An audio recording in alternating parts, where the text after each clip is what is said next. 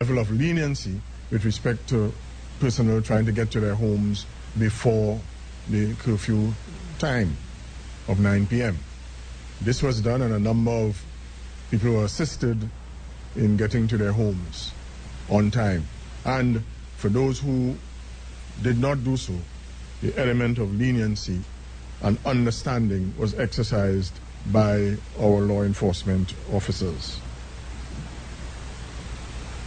Additionally, as has been happening over the past 7 days, a number of arrests and seizures were made by the police and the Defense Force.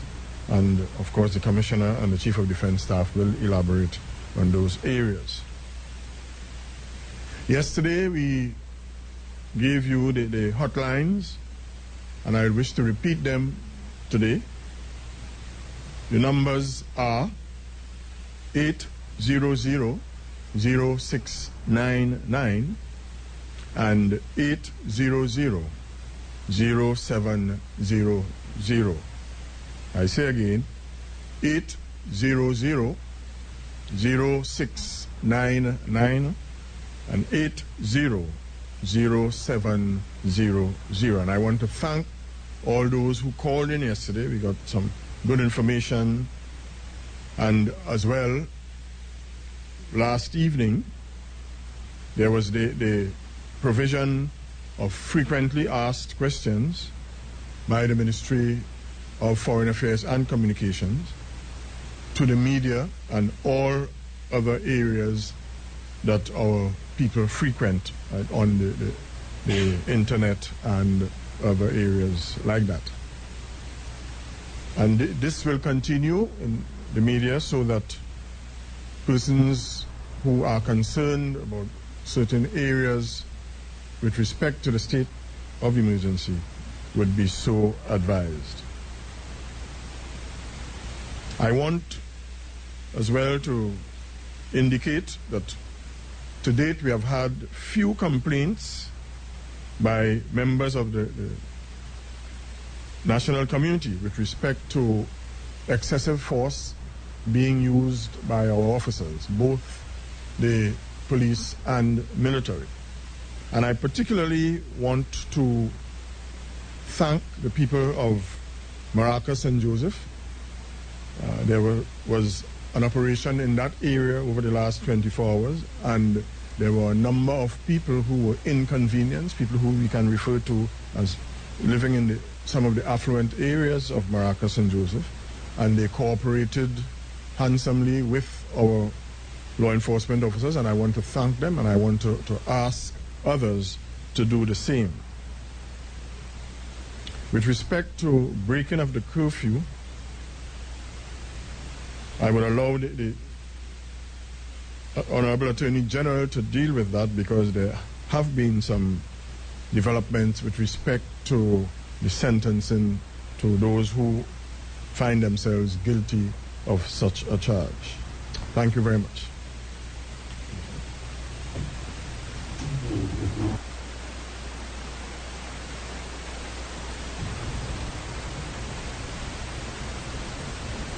Well, again, briefly, just to follow up, we did have some flooding in the Couva area yesterday, and that meant that we had to basically give some leeway with regards to the curfew. Just so everyone knows, certainly as those type of situations arise, we always reevaluate and try to do what's right in terms of providing the regular citizens the opportunity to get to their place of residence. We aren't certainly looking to enforce the curfew under those circumstances.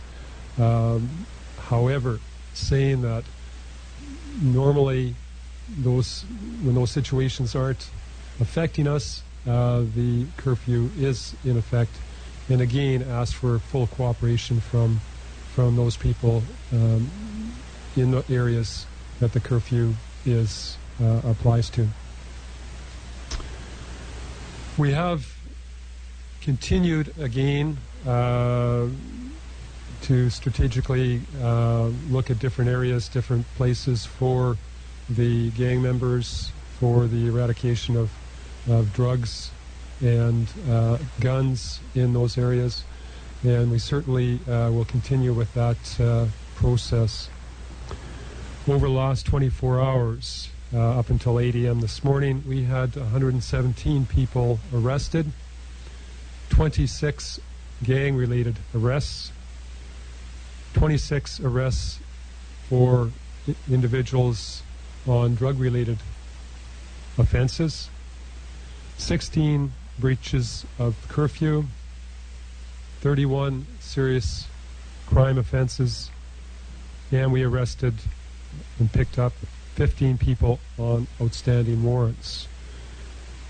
We have seized 3 firearms over the evening, and that brings our total number of people arrested to 789.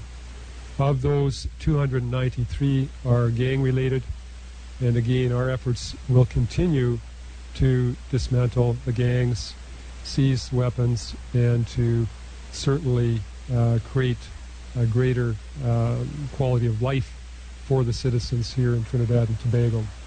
Thank you.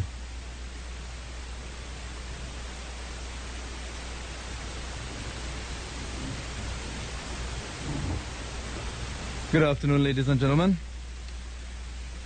Today is Sunday. I hope everyone at home is enjoying a great Sunday lunch and enjoying the comfort provided by both the police and the defense force during the state of emergency. Over the last 24 hours, units of the Army, supported by elements of the Coast Guard and Air Guard, conducted 35 patrols, cordon searches, stop and searches in several areas of operations. During the last 24 hours, based on intelligence, specific targets were pursued, and one prominent gang member was arrested in the Santa Cruz area. We also conducted roadblocks in the areas of Valencia, Tunapuna, and Piaco. And as a result of these operations, 15 persons were arrested for various offenses ranging from driving under the influence, outstanding warrants, and possession of drugs. Members of the Engineer Battalion of the Army conducted a damage assessment in the areas affected by floods in the central area yesterday, as well as conducted humanitarian assistance operations and the distribution of mattresses to the areas of Cuva, Gasparillo, and Chaguanas. The Trinidad and Tobago Coast Guard continued its security patrols in several sectors of the maritime domain. One person was arrested on a vessel in the Maracas Bay area for possession of an illegal substance. Patrols in the areas of the First Boca, Centipede Islands, Gaspar Grande were also conducted. As a result of these operations, 44 vessels and 140 persons were escorted to Stubble's Bay and searched. And finally, the Trinidad and Tobago Air Guard continues to conduct its air surveillance operations throughout the Republic of Trinidad and Tobago. Thank you very much.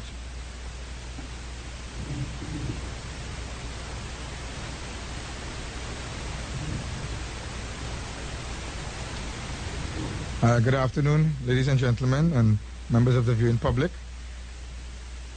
Perhaps I should start by firstly again commending the wonderful effort of the soldiers and the police officers.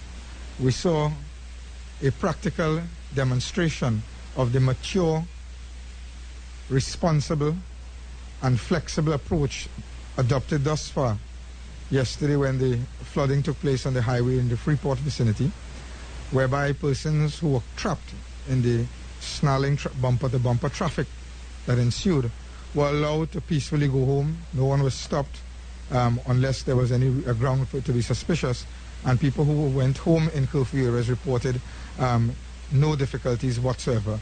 So that is the kind of mature, common sense approach we have been preaching and speaking about since day one, and I want to say that yesterday was a wonderful illustration of that, and I wish to thank them very much. Normally in countries, when you declare a state of emergency, by now you would have been inundated there would have been an avalanche of complaints about police brutality. Some countries, people are being shot at and so on. We've had none of that in Trinidad and Tobago. And that by itself tells a story on its own about where the dedicated focus is. We're not focusing on the bird, but we're focusing on the eye of the bird itself. Yesterday I mentioned the question of utilizing the internet and social media to deal with the state of emergency and the fact that persons were posting videos and messages that bordered on, and in fact were inciting violence, breach of the peace, and matters of the like. The young lady in question who posted a video and was daring enough to threaten the Prime Minister's life and say that, you know, a sniper will shoot her, but there will be no evidence and so on, and it's there now for all to see. And apart from that, it was loaded with a lot of racial epithets and so on. I have received on my own Facebook wall an apology from the young person. What I wish to say to her, as sorry as I might be for her actions, and as disappointed and as disgusted people may feel by it, what you must do now is to turn yourself into the police and let them deal with the matter, because it is a most serious matter. We have had messages from our embassies, and it has gone international because Facebook is not confined to Trinidad and Tobago. And how we therefore deal with these questions is not a matter that can be trivialized. By way of illustrating how serious these matters are and how they're nothing to joke or laugh about, I want to show you that, in fact, if you log on the internet today, you will see that in Great Britain, teenagers arrested for Facebook riot posting.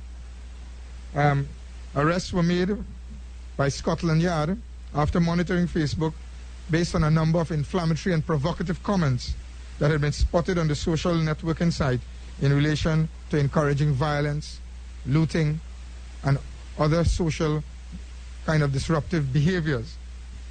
Another posting sent to me, 2 men in Northwest England have been sentenced to 4 years imprisonment for using Facebook to incite violence, rioting, and basically make postings that are of an interest that is, of nature that is inimical and prejudicial to the public safety, law, order, and the interests of the state. Prime Minister David Cameron is in fact quoted as saying that the use of the social media for violence must be stopped dead in its tracks, and they have in fact, I believe, enacted legislation, which is why they have sentenced both young men, 20 and 22 years of age, sentenced to 4 years imprisonment. I have in fact asked the Acting Chief Parliamentary Counsel, Mr. Cuthbert Jolly, and the Chairman of the Law Reform Commission, Mr. Samraj Haripal, to undertake an immediate assignment with a view to drafting laws to take to Parliament to deal with the regulation and monitoring of the social networking sites to ensure that it is not being abused and misused by persons who have hidden agendas and sinister and malicious motives to incite persons and to use it to form gangs of their own. The concept of internet gangs and the use of the internet to spread hatred, incite violence, sedition, and matters of the like is one that we must now monitor. Trinidad and Tobago is part of the global village, and we must therefore live and keep up to date with the times. To the young lady, I say, all may not be lost. We all make mistakes, but this is a very grave one. I ask you, the best thing you can do is to turn yourself into the police and let the law take its course, and pray and know that God will always have mercy, and there will always be another door to open in life.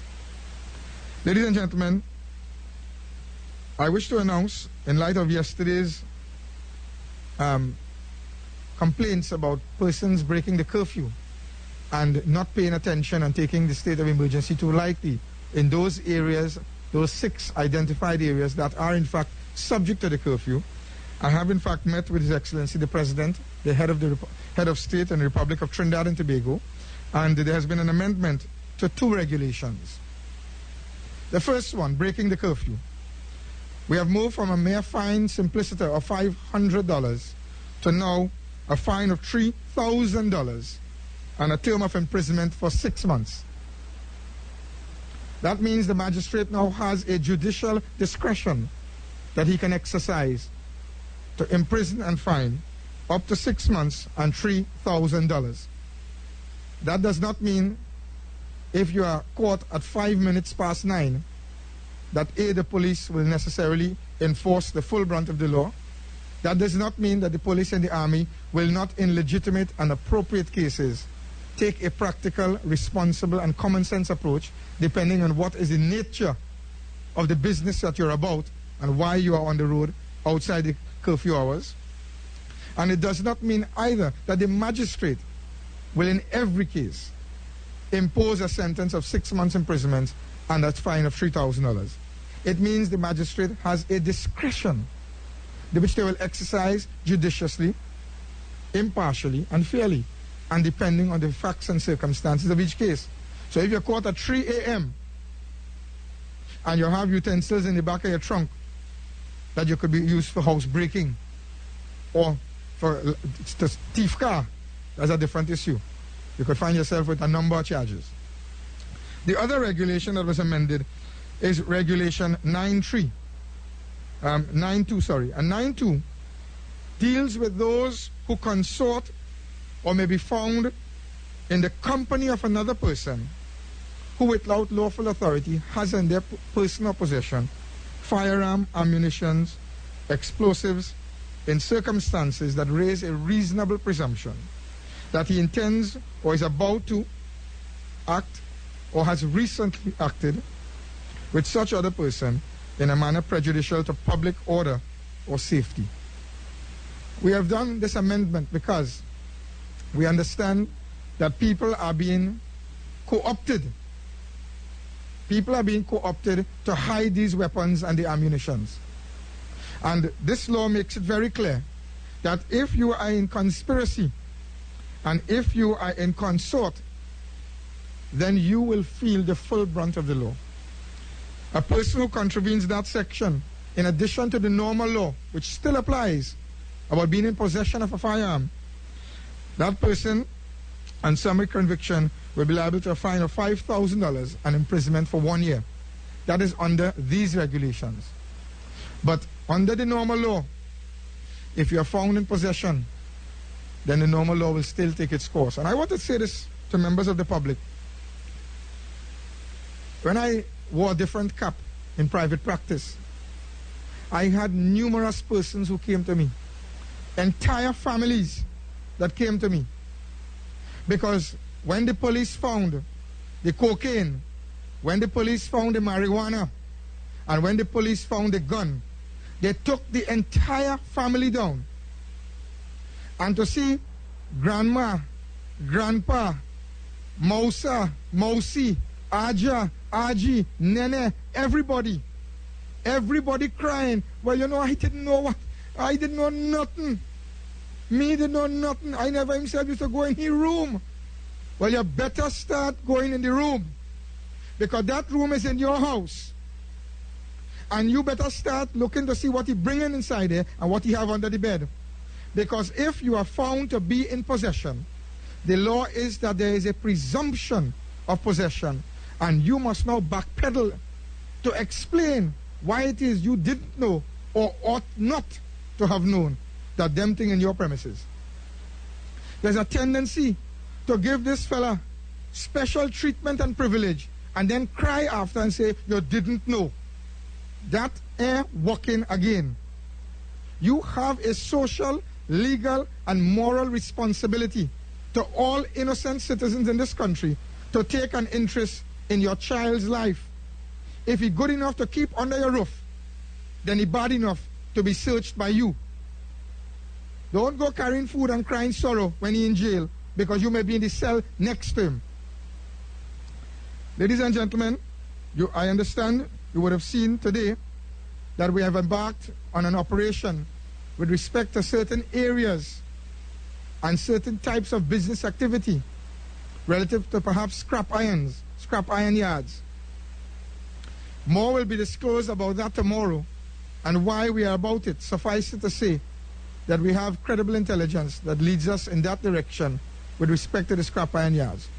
What I do wish to say to those who are in charge of those scrap iron heaps is that you will in fact be compensated for your scrap iron, provided that you have lawful claim, right, and ownership to the scrap iron, provided that you have the appropriate authorization permission and license from the state to be operating that scrap iron heap. And we will in fact ensure that the procedural safeguards are there. But for now, it is a matter of national security that we in fact intervene in those areas in that type of business. And it is not confined to the 6 areas. So I ask for your understanding and cooperation in this regard, and more will be disclosed about that after the operation is complete today. Thank you very much. Ladies and gentlemen, we now invite your questions, please. Good morning, panel. A question about a report in the Express.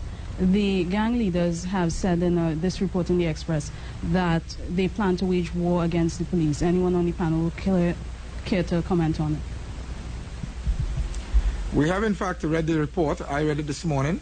And what is happening is that because for the first time in this country, the country seems to be united in a war against criminals and the gangs, they too, as a matter of survival and necessity, seem to want to unite, to form a common alliance and to forge one little criminal army of their own to fight and retaliate against the efforts of the security services and the state of Trinidad and Tobago. That, Commissioner Gibbs and the Minister of National Security will tell you, will not happen under the watch of the Brigadier Maraj, Commissioner Gibbs and his able deputies, and indeed the military commander-in-chief who saw us through 1990, Brigadier the Honorable John Sandy. Good morning, Akil Simon, Trinidad Express. I have 2 questions, one for Mr. Maraj, one for Mr. Gibbs, and one for Mr. Sandy. I'll start with Mr. Maraj first. You had mentioned in terms of the Coast Guard wronged in persons on some islands. Were these persons attending a particular party down the island? Could you give us some clarity on that? I do not at this time have the specific details. However, the Coast Guard's part to play in this state of emergency is to ensure that it conducts operations in accordance with the overall security architecture and the overall intentions of the state of emergency. So their operations have been intensified accordingly. So the results that you're getting is in accordance with those objectives. Okay, Commissioner Gibbs now. Mr. Gibbs, could you give us an update in relation to the police investigation in relation to the attack against the Prime Minister on Facebook? Has the police been in contact and able to identify the suspect, bring the person in, interview the person? What's the situation regarding that? Who was being appointed to spearhead this probe? Well, as already addressed, certainly this has come to our attention. We don't take these type of cases lightly. We do take a look at them to see any veracity in the remarks that are made. And at this point, it's gone for investigation and will be followed through. Minister Sandy,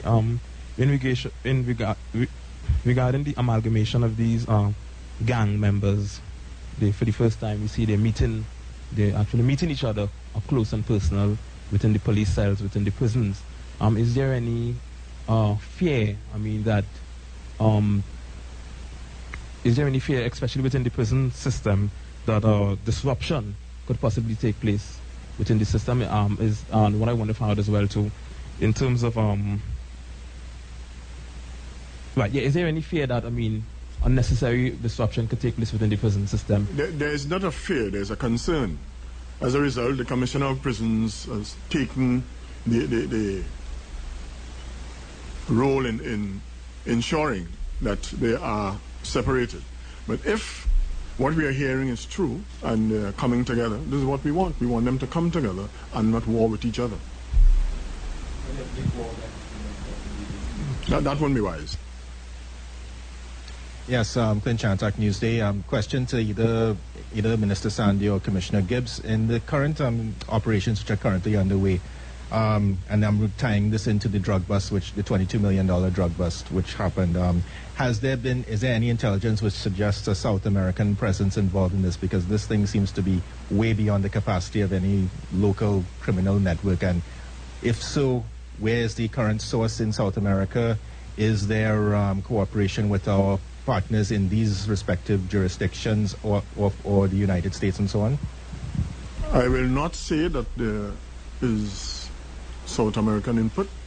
I'll simply say that there is foreign input. So, Minister, you can't identify where the location is? I would Cooperation. not want to at this time. Okay. And cooperation with our foreign partners? Oh, we always cooperate with our foreign partners. As a matter of fact, they assist us in the intelligence area. I also wanted to get from any member of the panel there any decision with respect to the use of the stadium in Turuba as a detention center or any other areas that one might be looking at, say Nelson Island or anything else outside of the current penal system? Yes, I'll simply say that some areas have been identified. One in particular we are pursuing with some degree of expectation that it will be used, but I'm not prepared now to say where that location is.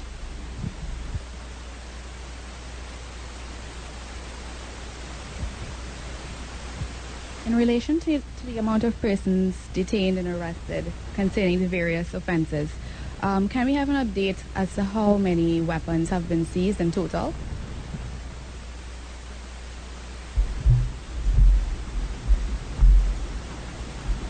At this point, I know there's been excess of a dozen weapons seized. I don't have the exact figure. I'm looking over at Deputy Commissioner Richardson, who may have that figure.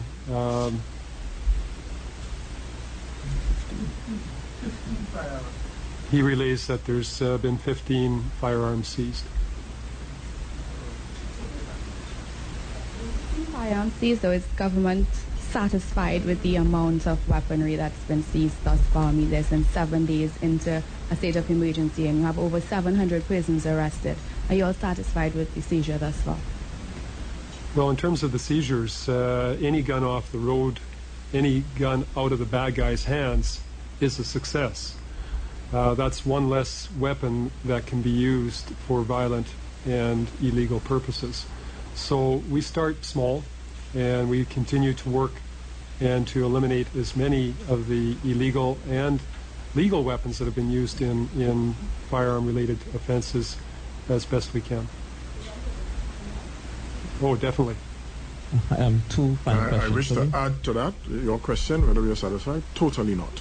And I want to add as well that were we to find one firearm and arrested 2 people with criminal intent, I will still say that this state of emergency, the reason for which it was called, was successful because of what we would have averted.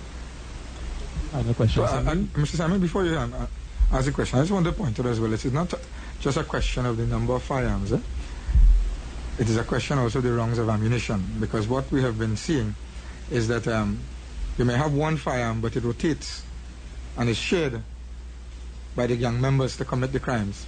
So the firearm is one issue, but that is just the weapon that is used. But the real crux of it as well is the ammunition. To date, we've rounded up almost 1,000 rounds of ammunition, and that potentially is 1,000 lives that we have saved. Okay, just 2 final questions for me, for Mr. Amlogon. You spoke about the issue of the seeking to get legislation in place to deal with the abuse of Facebook and other social networks. Recently, we had seen in the UK where the BlackBerry cell phones were being used as well to incite violence. Is it you're looking to seek to speak with BlackBerry, to meet with them, to help treat with this particular issue? Well, I see that in London they did exactly that, and we intend to look at what happened in London, and we will follow suit, as it were. The legislation that they have is normally quite good, but we will look to see what other parts of the world have done in relation to this problem, and we will come up with our own model and formula suited for Trinidad and Tobago, because the intention is not to curtail freedom of expression. You know, everybody you can use the social networking sites and media as you please. That is not the intention. The intention really is to focus in an intelligent way on persons who wish to misuse the technology for the purpose of committing illegal acts and encouraging conspiracies and internet gangs by internet, or internet gangs, really. That is where the spotlight is focused.